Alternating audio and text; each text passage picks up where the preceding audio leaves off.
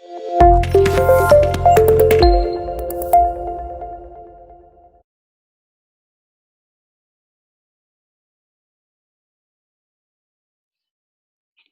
question. Question number 61. Important सा लग रहा है. Venus Limited was registered with an authorized. अच्छा, नहीं दिख रहा. अभी दिख जाएगा. अभी दिख रहा है? Yes, sir. Thank you. Venus Limited was registered with an authorized capital of rupees 40 lakh. Rupees value है. Divided into 4 lakh equity shares of rupees 10 each. 70,000 of these shares were issued as fully paid to Messrs Star Limited for building purchased from them. तो 70,000 shares of rupees 10 each मतलब 7 लाख के shares vendor को दिए building खरीदने के लिए. किसको? Messrs Star Limited. Building account debited to Messrs Star to share capital 7 lakh. ये एक अलग सेगमेंट हो गया. एक साथ फुली पेड अप, पूरी डायरेक्ट एंट्री. इसके अलावा 2 lakh shares were issued to the public and amounts were payable as application 3 per share, allotment 2 per share, first call 2 per share, second and final call 3 per share. 3 plus 2 5 plus 2 7 3 10, no premium. 2 lakh shares है. The amount received on these shares was as follows. On 1 lakh shares full amount called. कितने पैसे मांगे? पूरे पैसे मिल गए. 60,000 shares 7 per share. 7 per share का मतलब क्या? उसने एप्लीकेशन दी, अलॉटमेंट दी, फर्स्ट कॉल दी, फाइनल कॉल नहीं दी.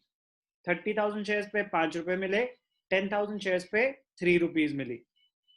जब भी ऐसा क्वेश्चन आए कि कैटेगरीज हैं कि कुछ लोगों ने इतने पैसे दिए, कुछ लोगों ने इतने पैसे दिए, तो आपको एक वर्किंग नोट बनाना चाहिए.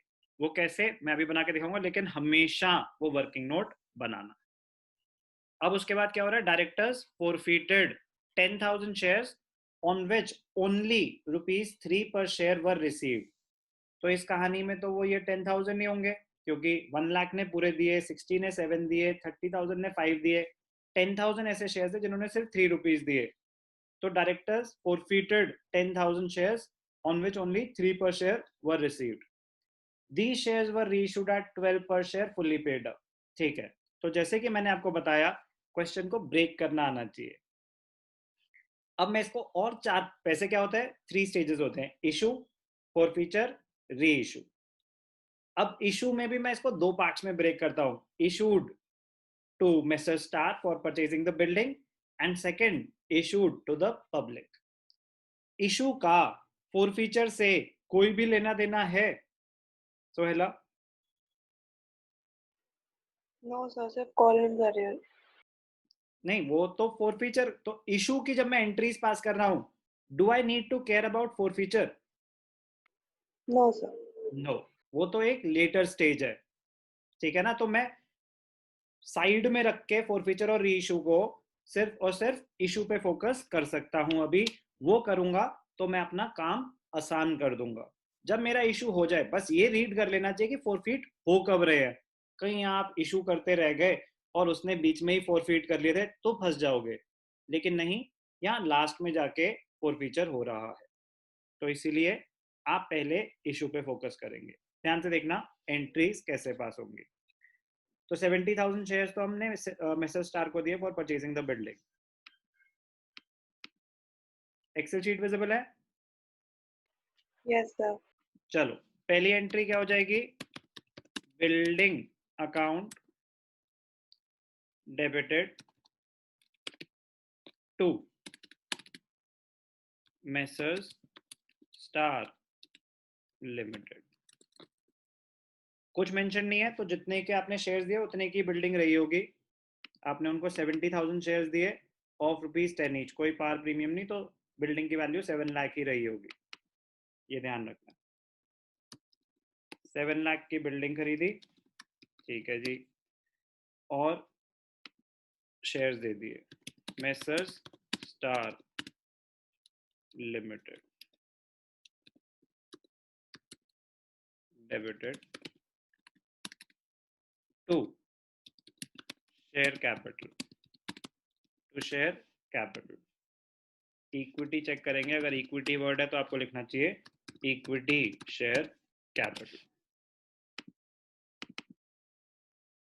कहीं मेंशन नहीं है इक्विटी शेयर्स।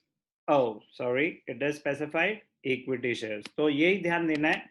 तो फिर यहाँ पे बस क्या हो जाएगा, शेयर कैपिटल की जगह वर्ड आ जाएगा इक्विटी शेयर कैपिटल। अब पूरे क्वेश्चन में इक्विटी इक्विटी इक्विटी। अब ध्यान से देखना, जो मैं आपको बोल रहा हूं कि जब भी ऐसे कैटेगरी वाइज दे रखा हो कि 1 लाख पे पूरे पैसे मिले, 60,000 पे इतने मिले, 30,000 पे इतने मिले, तो वर्किंग नोट बनाना चाहिए। ध्यान से देखना वर्किंग नोट कैसे बनाना चाहिए, ध्यान से देखना। वर्किंग नोट क्या है ये, details of money received on shares.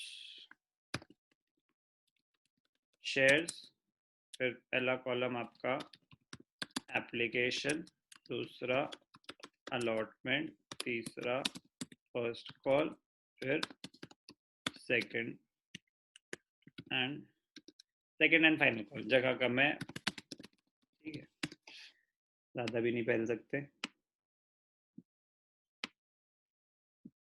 Okay, तो वन एप्लीकेशन कितने की है, एक बारी जल्दी से वो देख लेते हैं। 3223 3223। ओके, ध्यान से देखना।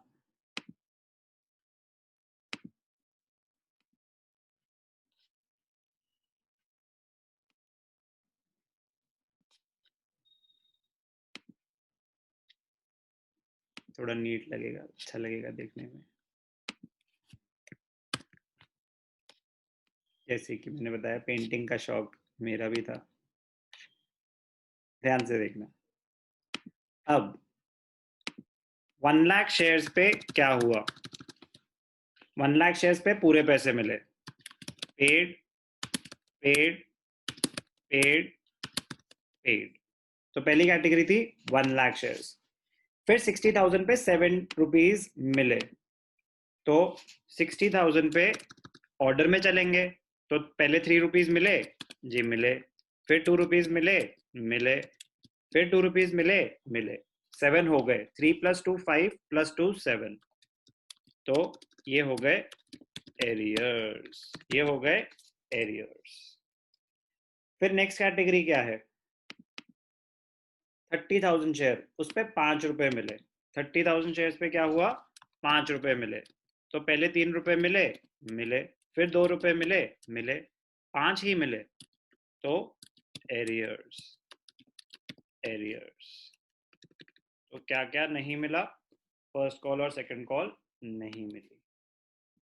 ओके, ध्यान से देखना। फिर नेक्स्ट कैटेगरी क्या थी, 30,000 के बाद 10,000, उस पर सिर्फ 3 रुपीज मिले। 10,000, 3 रुपीज एप्लीकेशन मिली। Arrears, arrears, arrears. बेटा ये बहुत ही इंपॉर्टेंट वर्किंग नोट है, इससे आपकी ना कैलकुलेशन बड़ी आसान हो जाएगी, इससे आपकी कैलकुलेशन बड़ी आसान हो जाएगी। आपको ये पेड और एरियर्स लिखने की जरूरत नहीं है, कॉलम सारे सेम बनाओगे, जो जो पैसे उसने दे दिए उस पर टिक मार दो, जो पैसे उसने नहीं दिए उस पर क्रॉस मार दो, ठीक है ना। बट वर्किंग नोट जरूर बनाना, अभी मैं क्वेश्चन करके दिखाऊंगा तो इसकी एडवांटेज आपको पता चल जाएगी। अब एप्लीकेशन पे कोई एरियर्स है, नहीं है। टोटल शेयर्स कितने हैं, 2 लाख। टोटल शेयर्स कितने हैं, 2 लाख। वेरीफाई कर लेते हैं, 2 लाख, ठीक है। अब इसको दिखाएंगे कैसे, इस टेबल को कैसे बनाया, वर्किंग नोट को कैसे बनाया, इसमें किसी को कोई डाउट। No sir. अब ध्यान से देखना एडवांटेजेस की। पहली entry, bank account debited to share application. Bank account debited to share application. 2 lakh shares है और एप्लीकेशन मनी कितनी है? 3 रुपीज. 3 रुपीज एप्लीकेशन और 2 लाख शेयर्स है ना. हाँ ठीक है. और सबने एप्लीकेशन तो दी है, तो 2 2 2 ही था ना. 3 सॉरी 3 2 2 3 3 रुपीज एप्लीकेशन में. 2 3 6 lakhs. तो एप्लीकेशन मनी. अब बस यहाँ पे जहां जहां शेयर आएगा उससे पहले इक्विटी आ जाएगा. तो इक्विटी शेयर एप्लीकेशन. पैसे पूरे मिल गए, इसमें कोई एरियर्स नहीं है, तो इसकी एंट्री हो जाएगी equity share application account debited to equity share capital account. तो 6 लाख रुपीस पूरे के पूरे मिल गए. ठीक है.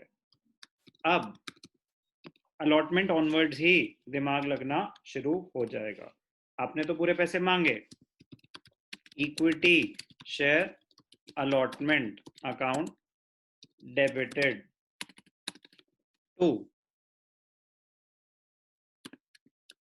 Equity to equity share capital. 2 rupees.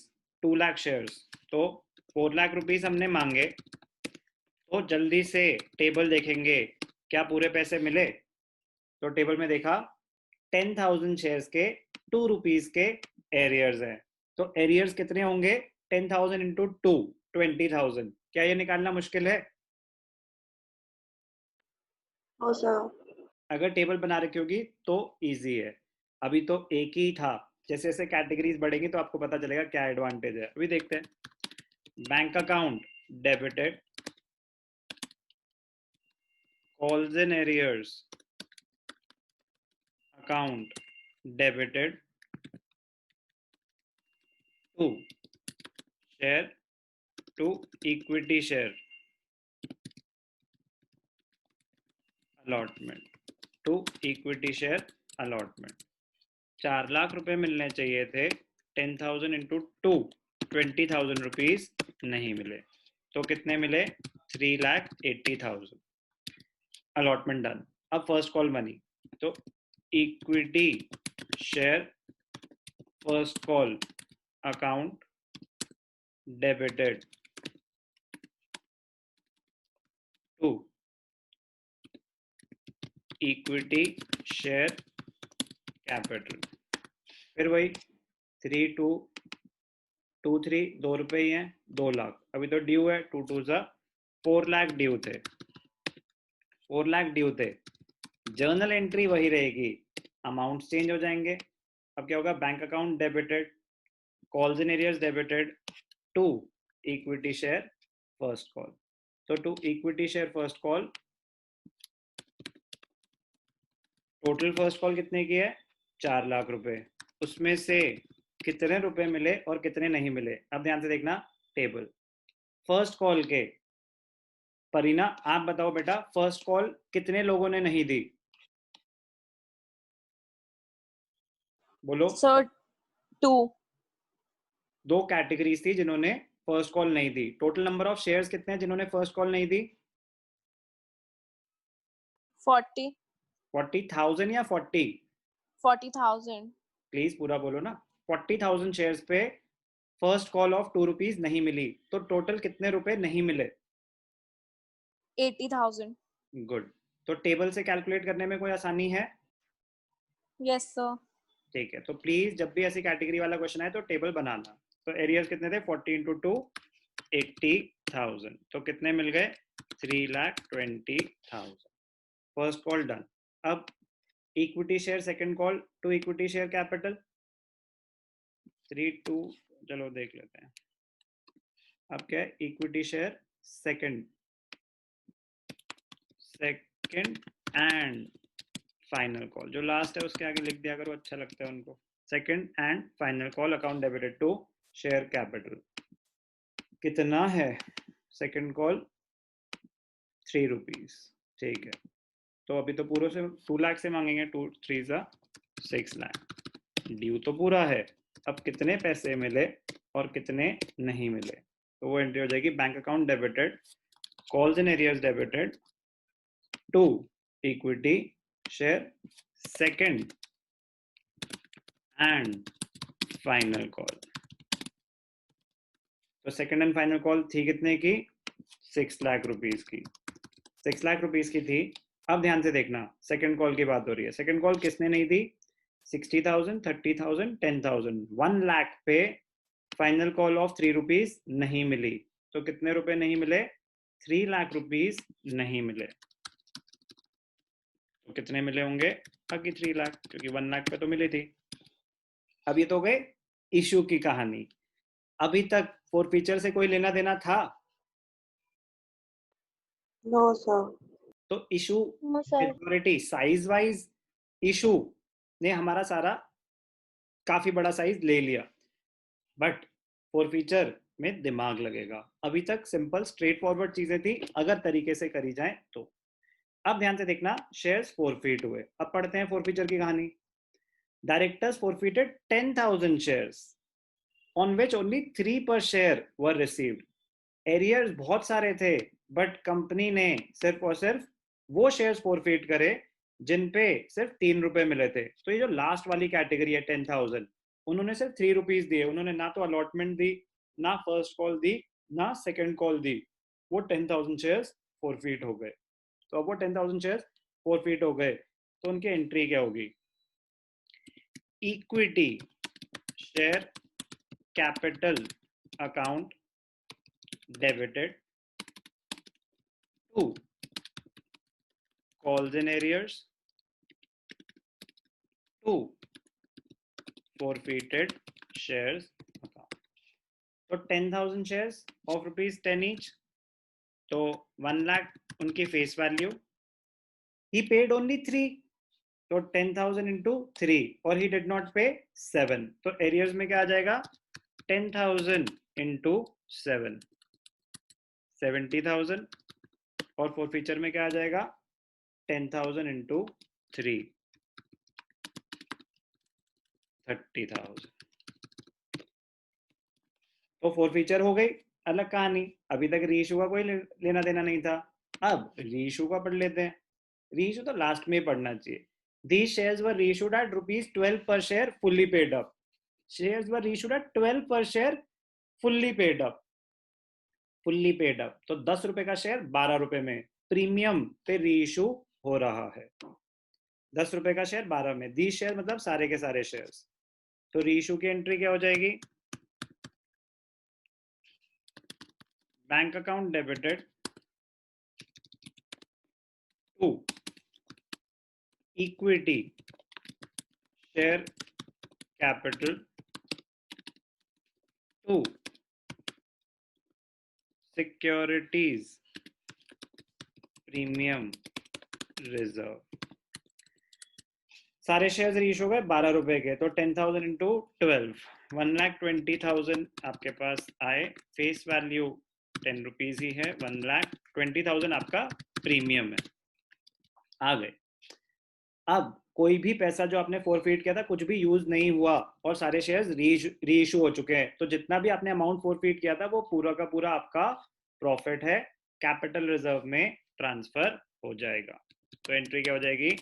फोरफीटेड shares account debited to capital reserve.